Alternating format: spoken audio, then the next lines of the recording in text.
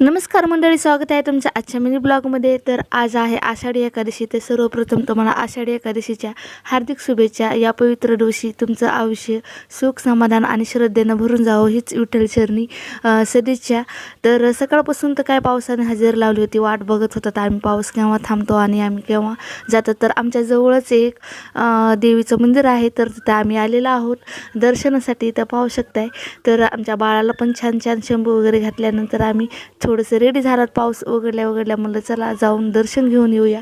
तर आम्ही इथं आलेलो आहोत दर्शनासाठी आणि छान मस्तपैकी आमचं दर्शन पार पडलेलं आहे.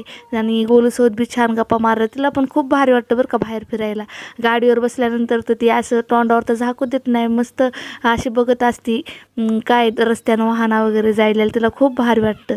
आणि बघायला गेलं तर माझं बाळ फक्त 5 महिन्याचं आहे, पण ती एवढं निरीक्षण करते ना खूप जास्त आजूबाजूच्या गोष्टीकडे. इथे तर पाहू शकताय गाडी चालवत आहे माझी मुलगी. तर तिच्या पप्पासोबत पाहू शकताय मस्त गाडीवर बसलेली आहे आणि गाडी चालवत आहे. मस्त त्या टिकीवर तिथं रांग टाकून देत आहे. मी तर खूप जास्त हसले. आणि पाहू शकता तिच्या पप्पासोबत अशीच मजा चालू होते. ते शेवट त्यांना मया आली म्हणजे आणि नको रे बाबा म्हणले, माझं बाळ म्हणले ताटून गेलं. आणि त्यांनी मयानं त्यांच्या लेकीला असं उचलून घेतलेलं आहे. पाहू शकताय आता म्हणले की मी तिला घेऊन बसतो म्हणून. आणि पाहू शकताय आता लेकीला घेऊन मस्त बसलेले आहेत आणि गाडी शिकवत आहेत. त्यांना असं म्हणलं की ती मोठी झाल्यानंतर ती स्वतः पण चालवू शकते. तर ते तर खूप जास्त मजा घेत होते तिला घेऊन, गाडी चालवायची शिकवत होते. तर पाऊस यायला म्हणून आम्ही काही गडबडत निघालात.